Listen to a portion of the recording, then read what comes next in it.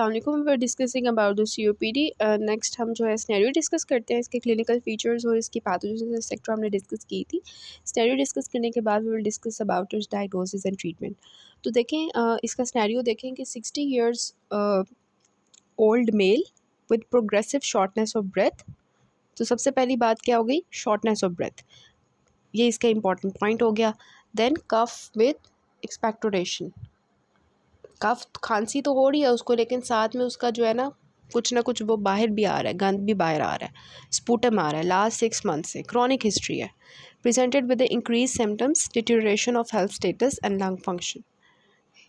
He is smoker, smoker की history लाजमी होगी इसमें। Febrile with blood pressure 130/85, pulse is 110, respiratory rate is 30 पर मिनट। सो हमेशा आपकी जो स्नैरियो है उसमें आपको एक तो स्मोकिंग की हिस्ट्री ज़रूर मिलेगी, और कफ विद एक्सपेक्टोरेशन आपको मिलेगी, शॉर्टनेस ऑफ ब्रेथ मिलेगी, और ये चीज़ें जो है ना आपको COPD की तरफ लेके जाएंगी। देन आपने इसके ट्रिगरिंग फैक्टर्स बताने हैं, 3 ट्रिगरिंग फैक्टर्स और स्टेप्स ऑफ मैनेजमेंट बताने हैं, हम बाद में डिस्कस करते हैं। दूसरा जो क्वेश्चन आया हुआ है कि 60 ईयर्स ओल्ड हैवी स्मोकर, यहाँ पे भी देखें स्मोकर है फॉर द लास्ट 20 ईयर्स, 20 साल से सिगरेट पी रहा है। Presented to emergency room with severe dyspnoea, wheeze, central cyanosis, fever. Patient has past history of TB with pleural fever on the right side. पहले से उसको इन्फेक्शन भी था,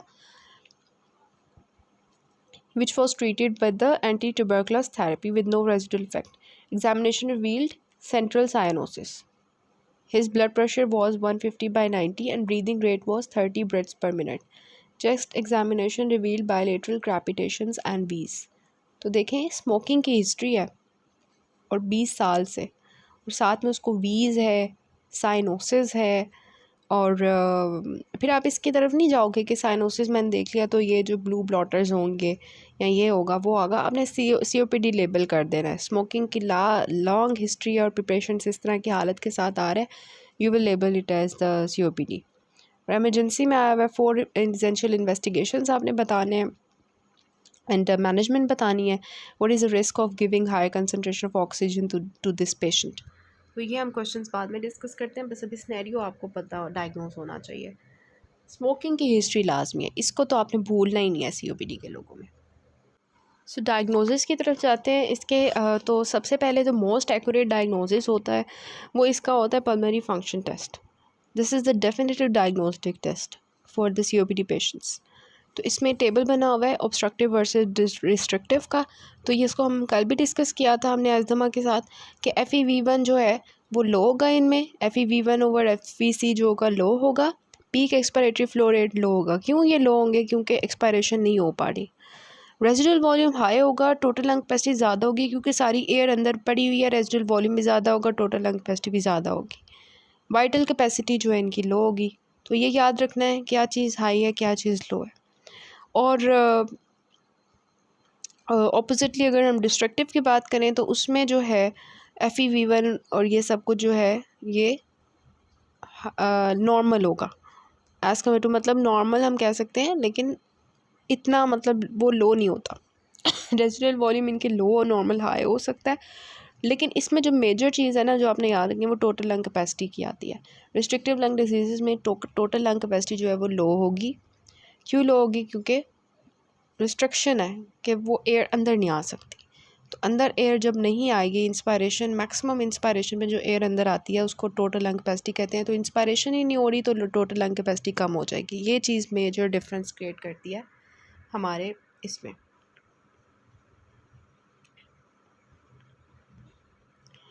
तो अब जो एज़मा है उसमें भी यही फाइंडिंग्स आएंगी।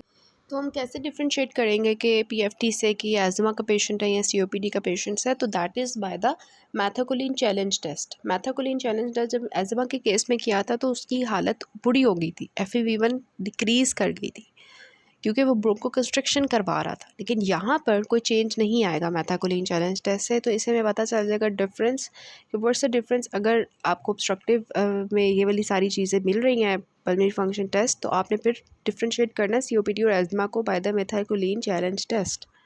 सो ये बात आपको पता चलना चाहिए। Next is the chest radiograph.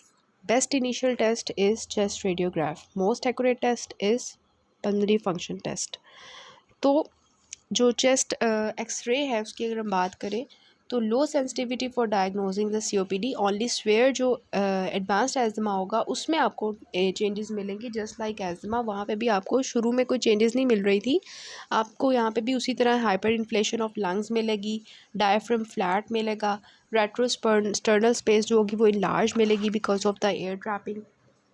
Vascular markings जो है वो डिमिनिश्ड हो जाएंगी, useful in an acute exacerbation to rule out complications such as pneumonia and pneumothorax. तो चेस्ट एक्सरे जो है it is best initial test. अगर पेशेंट आपके पास बुरी हालत में आया तो आपने देखने के लिए कि कहीं उसको कॉम्प्लिकेशंस डेवलप तो नहीं हो गया, निमोनिया तो नहीं हो गया, निमोथोरेक्स तो नहीं हो गया ड्यू टू सीओपीडी, तो फिर आप करते हो। तो आपको क्या मिलता है, जस्ट लाइक हेयर, ठीक है, हाइपर इन्फ्लेटेड लंग्स होंगे, डायफ्राम जो होगा वो फ्लैट हो जाएगा, बिल्कुल फ्लैट, क्योंकि ऊपर से एयर जो पुश कर रही है उसको और वो नीचे चला जाएगा, इतना ज़्यादा एयर है। यहाँ पे आपको वेजल्स जो है वो उसकी मार्किंग जो है वो कम मिलेंगी। वेजल्स आपको ना वाइट वाइट शेडोज़ देती हैं, उसकी मार्किंग आपको कम मिलेगी ड्यू टू एयर। सो ये चेंजेस जो है वो आपको एक्सरे पे मिलती होती हैं। ये कोड एक्सरे है सीओपीडी के लोगों का। Flat and diaphragm and vessels जो हैं these are not prominent and hyperinflation, flattened diaphragm, enlarged retrosternal space, diminished vascular markings. You will notice in this figure. इसके अलावा after doing the X ray and the pulmonary function test we have the alpha 1 antitrypsin.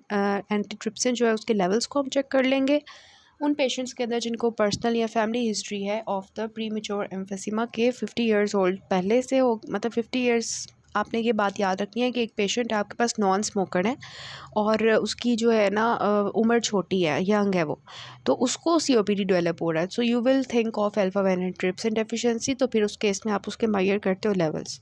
Then आता है ABG सब करवाते हो just like आपने asthma में करवाए थे।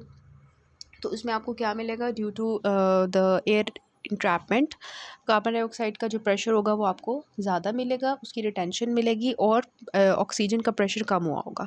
सो इस वजह से हम कहते हैं कि सीओपीडी के जो लोग होते हैं उनके अंदर रेस्पिरेटरी एसिडोसिस हो जाती है due to carbon dioxide increase होने की वजह से।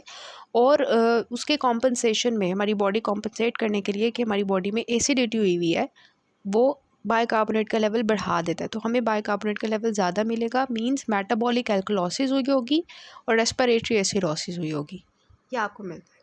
सो एबीजीज हैं, लंग फंक्शन टेस्ट है, देन द एटीटी टेस्ट है और एक्सरे सीटी स्कैन भी आपका हो सकता है।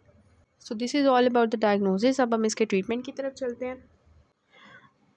तो मैं थोड़ा सा आपको इसके हिस्ट्री के बारे में बता देती हूँ कि आपने हिस्ट्री टेकिंग में कौन से पॉइंट्स रखने हैं, आपके स्टेप अप पे आपको मिल जाएंगे। जनरल हिस्ट्री पॉइंट्स क्या हैं कि हिस्ट्री ऑफ कार्डियोवास्कुलर डिजीज़, उनसे पूछना है कि आपको कोई पहले से मतलब मेडिकल हिस्ट्री उसकी ले लेनी है, कोई बीमारी वगैरह। स्मोकिंग की हिस्ट्री पूछनी है, ड्यूरेशन कब से पी रहे हैं, इंटेंसिटी एक दिन में कितना पी लेते हैं, और करंट स्मोकर है कि नहीं, अभी स्मोकिंग कर रहे हैं कि नहीं। फैमिली हिस्ट्री पूछेंगे of the COPD, of asthma and heart disease. Then occupation पूछेंगे कि कहीं कौन सी इंडस्ट्रीज़ में काम करते हैं, कोई डस्ट वाली इंडस्ट्री में, फ्यूम्स वाली इंडस्ट्री में तो काम नहीं करते। ओवरऑल हेल्थ उसकी देखेंगे और कोई और बीमारी तो नहीं है। हिस्ट्री ऑफ रेस्पिरेटरी इन्फेक्शंस पूछेंगे और फ्रीक्वेंसी और सेवेरिटी पूछेंगे। History of hospitalisations for COPD और एक्सरबेशंस पूछेंगे। पल्मनरी मेडिकेशंस वो कौन से ले रहे हैं उनके बारे में पूछेंगे हिस्ट्री में। पल्मनरी सिम्टम्स जो हमने नोटिस करने हैं वो डिस्निया है, कफ है, स्पूटम प्रोडक्शन है। उसकी स्पूटम प्रोडक्शन में हम उससे पूछेंगे कि आपको सांस में मसला तो नहीं होता, खांसी तो नहीं होती, और स्पूटम प्रोडक्शन कितनी होती है, उसकी क्वांटिटी कितनी है, उसकी क्वालिटी क्या है, और ड्यूरेशन क्या है, और जो है स्पूटम में साथ में ब्लड तो नहीं आता, हेमोप्टोसिस तो नहीं होता है, और वीजिंग का पूछेंगे, सीटी की आवाज़ें तो नहीं आती हैं, इस तरह से। So these are the history points. Diagnosis भी हमने कर लिया, इन्वेस्टिगेशंस कर ली। Now we will discuss about the treatment. तो ट्रीटमेंट में ये आपका स्टेप अप से ट्रीटमेंट दिया गया है कि स्मोकिंग सेसेशन करेंगे। द मोस्ट इंपॉर्टेंट फैक्टर, इसको जस्ट रीड करूँगी। Disease progression is accelerated by continued smoking and can be greatly slowed by its cessation. At around 35 age, FEV1 decreases approximately 25 to 30 ml per year. In smokers, the rate of decline is faster 3-fold to 4-fold if a smoker quits. अगर वो छोड़ देता है तो rate of decline of FEV1 slows to that of someone of the same age who has never smoked. तो फिर मतलब सूरत हाल बेहतर होगी. However, quitting does not result in complete reversal. COPD is not the treatable disease. It prolongs the survival rate but does not reduce it to the level of someone who has never smoked. मतलब उसकी mortality कम कर सकता है. अगर उसने पहले 10 साल बाद मरना था तो अब वो स्मोकिंग की वजह से जल्दी जो है ना बच जाएगा, मतलब उसने अब 15-20 साल बाद मरेगा इस तरह से. तो respiratory symptoms improve within 1 year of quitting. Then smoking छोड़ने के बाद we have the inhaled anticholinergic drugs. For example ipratropium bromide. Bronchodilators slower the onset of action than the beta agonist but last longer. Slower onset of action than beta agonist मतलब लेकिन last longer. तो आपने हमेशा याद रखना है कि जब भी एक्यूट एक्सर्बेशन होगी तो उसमें 2 चीज़ें तो लाजमी काम करेंगी. दैट इज़ बीटा एगोनिस्ट जल्दी काम करेंगे, जल्दी हमने ठीक करना है पेशेंट को उसी वक्त, और साथ में जो है ना इप्राट्रोपियम है. ये दोनों चीज़ें आपने नहीं भूलनी. अगर आपके पास स्पेयर वाला पेशेंट एकदम से आ जाता है, सांस में मसला हो रहा है, तो ये 2 चीज़ें होती हैं. इनहेल्ड बीटा 2 एगोनिस्ट जिसमें भी आधा एल्ब्यूटेरोल. ब्रोंकोडायलेटर्स हैं. Provide the symptomatic relief. Use longer acting agents for example salmeterol for patient requiring frequent use. तो 2 चीज़ें हमने डिस्कस कर ली. एक इप्राट्रोपियम ब्रोमाइड है, बीटा एगोनिस्ट है. बीटा एगोनिस्ट शॉर्ट एक्टिंग भी हो सकते हैं, लॉन्ग एक्टिंग भी हो सकते हैं, कोई भी आप यूज़ कर सकते हो डिपेंडिंग अपॉन कि कितनी देर के लिए चाहिए. फिर हम कॉम्बिनेशन भी यूज़ कर सकते हैं बीटा एगोनिस्ट का with ipratropium bromide. More efficacious than either agent alone in bronchodilation. Also helps with the adherence to the therapy. Both medications in one inhaler. Then आता है इनहेल्ड कॉर्टिकोस्टेरॉइड्स.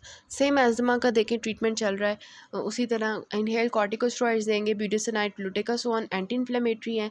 ये क्या करते हैं? Slow down the decrease in FEV1 over time. However many studies have failed to show any benefit in the pulmonary function tests.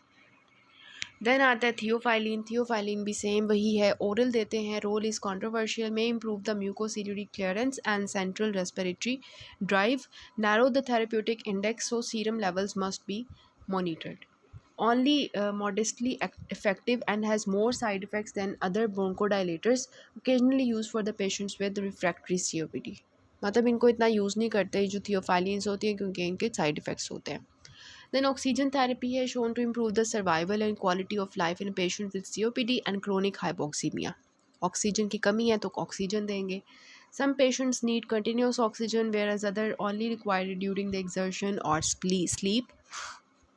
Get an ABG to determine the need for oxygen. Obviously oxygen को देखने के लिए patient को ज़रूरत है कि नहीं, हम ABGs करवाएंगे.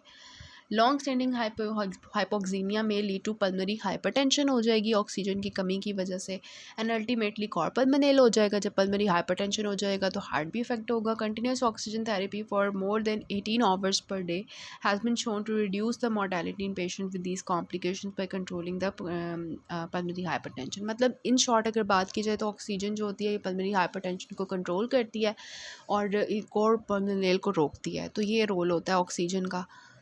देन पेशेंट को हम पल्मोनरी रिहेबिलिटेशन प्रोवाइड करते हैं, एजुकेशन प्रोवाइड करते हैं, एक्सरसाइज और फिजियोथेरेपी का कहते हैं. इसमें ये होता है कि उनकी जो मतलब एक्सरसाइज टाइप होती है ना, तो उनकी जो पल्मोनरी रिहेबिलिटेशन करवा रहे हैं.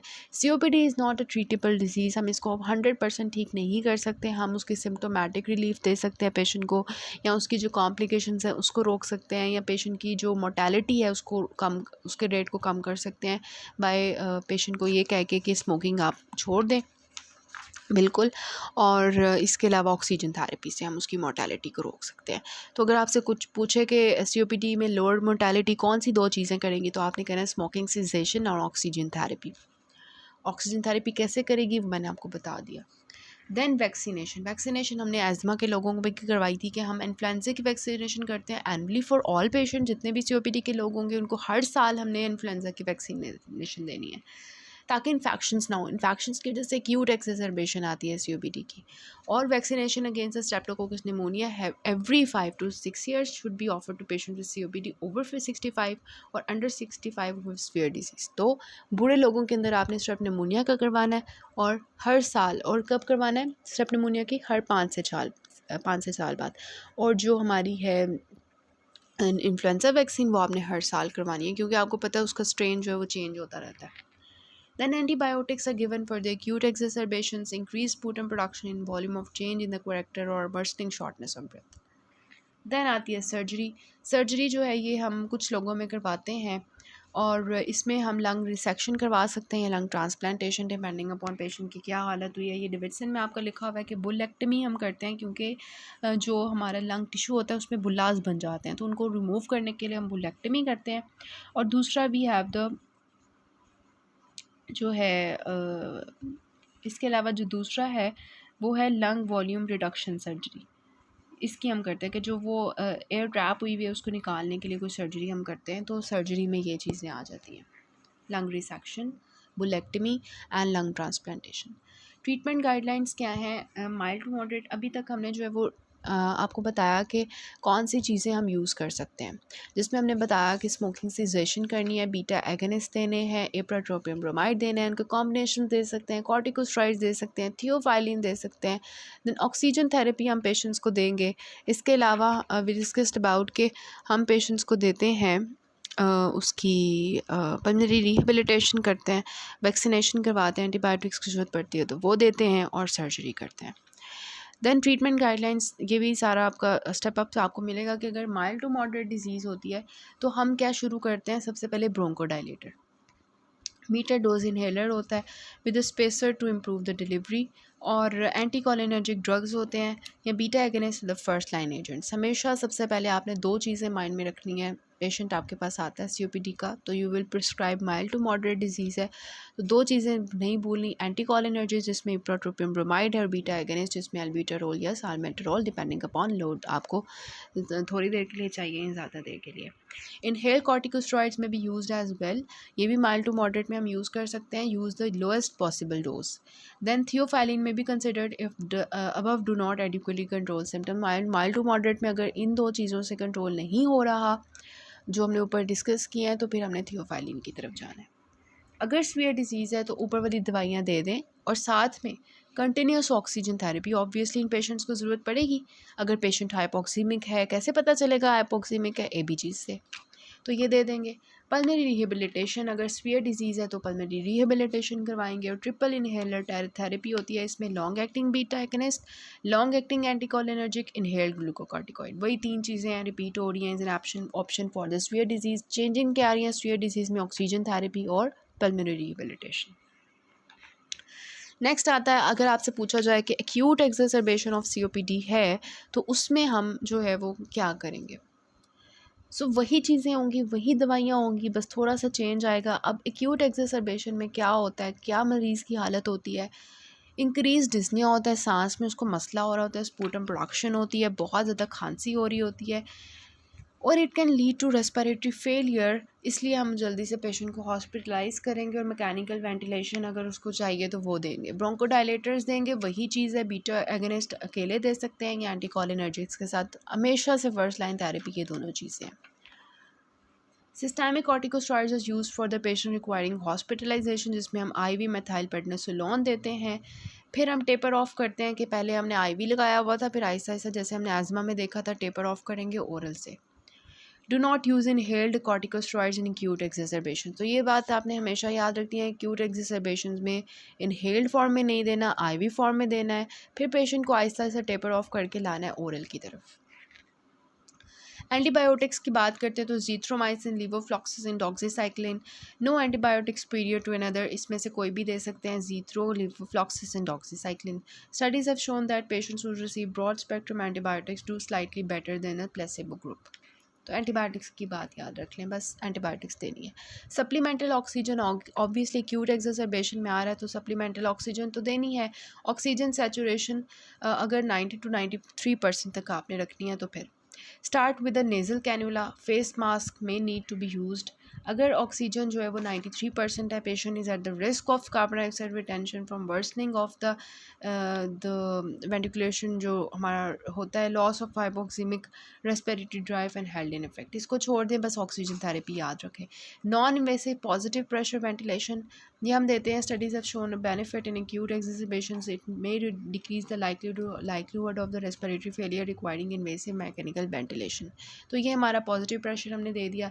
Then intubation in mechanical ventilation may be required if above do not stabilise the patient. हमने ऑक्सीजन भी दे दी, पेशेंट को पॉजिटिव प्रेशर भी दे दिया, पेशेंट ठीक नहीं हो रहा तो इंट्यूबेशन और मैकेनिकल वेंटिलेशन प्रोवाइड करेंगे। इंट्यूबेट अगर रेस्पिरेटरी रेट जो है वो ज़्यादा हो रहा है, कार्बन डाइऑक्साइड का प्रेशर बढ़ रहा है और एसिडोसिस वर्स हो रही है, तो फिर इंट्यूबेशन करेंगे, मैकेनिकल वेंटिलेशन देंगे। सो ये सारी आपकी जो है वो ट्रीटमेंट होती है। एक्यूट एक्सरसाइजेशंस की सारी चीज़ें वही हैं। मैं आपको उसके पॉइंट्स रिपीट कर देती हूँ कि हम जो है एक्यूट एक्सरसाइजेशंस में क्या करेंगे। एक्यूट एक्सरसाइजेशंस में we are the bronchodilators, beta 2 agonist, anticholinergics, उनका combination, systemic glucocorticosteroids, antibiotics, supplemental oxygen. अगर उससे फ़ायदा नहीं हो रहा तो पॉजिटिव प्रेशर वेंटिलेशन, देन उससे फ़ायदा नहीं हो रहा तो इंट्यूबेशन एंड मैकेनिकल वेंटिलेशन। तो ये हमारा एक्यूट एक्सरसाइजेशन का ट्रीटमेंट है। देन कॉम्प्लिकेशंस आ जाती हैं, ये भी आपके स्टेप अप पे आपको मिल जाएंगी कि 3 तरह की कॉम्प्लिकेशंस हो सकती हैं। या तो एक्यूट एक्सरसाइजेशंस हो सकती हैं, एकदम से पेशेंट जो है वो आता है, एकदम से उसको कोई इन्फेक्शन होता है तो उसकी वजह से हो सकता है, या कार्डियक डिजीज़ की वजह से, या ये है कि पेशेंट ने अपनी दवाइयाँ टाइम पे नहीं ली। देन आता है सिस्टेमिक पॉलीसाइथीमिया होता है इन लोगों को। क्यों होता है? ये बहुत इंपॉर्टेंट चीज़ होती है कि हम इन लोगों की सीबीसी करवाते होते हैं। क्यों? क्योंकि इन लोगों के अंदर ऑक्सीजन की कमी होती है, तो उसके रिस्पॉन्स में कॉम्पनसेटरी ऑक्सीजन की कमी की वजह से ये पेशेंट जो है ये एरिथ्रोपोइटिन का लेवल इनके अंदर ज़्यादा होता है। तो हम फिर इनकी जो है सीबीसी करवाते हैं, उनके अंदर हमें हेमाटोक्राइट एरिथ्रोपोइटिन का लेवल जो है वो ज़्यादा मिलता है। तो उसकी कॉज मैंने आपको बता दी, तो इस वजह से इनको सेकेंडरी पॉलीसाइथीमिया हो सकता है। देन पल्मोनरी हाइपरटेंशन और कॉर्पल्मोनल, ये हमने बात कर लिया है कि ऑलरेडी कि ये इसकी कॉम्प्लिकेशन हो सकती है। अब नेक्स्ट पार्ट से मैं आपको इसके यूक्यूज़ डिस्कस करवा देती हूँ, फिर इसको अमेंड करते हैं।